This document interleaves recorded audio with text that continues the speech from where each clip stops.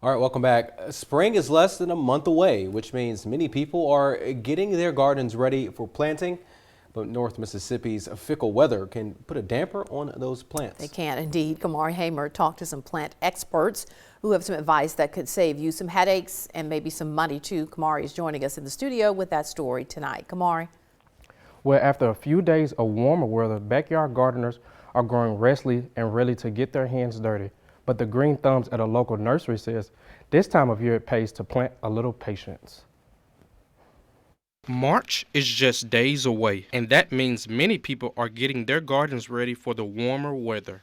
Bryant Bird, the manager of Waltons-Greenhouse, says you might want to slow down on sowing those summer seeds. So people would try to get a head start on their tomato crops or their summer vegetables, and that's not a good idea to plant those right now. Now, if you have a greenhouse or some type of heated area to where you can start the seed, that's perfectly fine, but I would not try to plant any type of summer crops this time of year. We still have a chance of frost and freeze, and those can be damaged from that.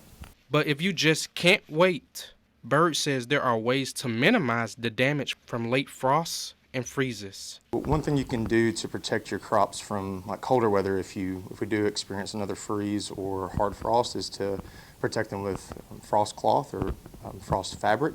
It's basically a sheet that's designed to insulate your plants, so you can do that as well.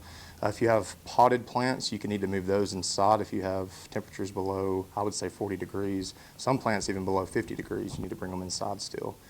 So that's some ways you can protect those. Cooler weather can provide the perfect conditions for some plants. You've got a few options this time of year. You can still do some cold crops, so your broccoli, cabbage, collards, those types of things. You can also plant pretty much any type of fruit tree or trees in general. Shrubs are still a good time to plant those as well. You can also, now's a good time to start pruning your roses as well, so you can start putting those plants up. You also want to be careful with the type of soil you choose. House plant mix is going to be totally different from a mix that would go in the ground. So if you're doing a container with plants, house plants or any other type of container plant, you're going to want a soil that has really good optimal drainage. We call that a chunky soil. So something with perlite in there, some orchid bark, things like that.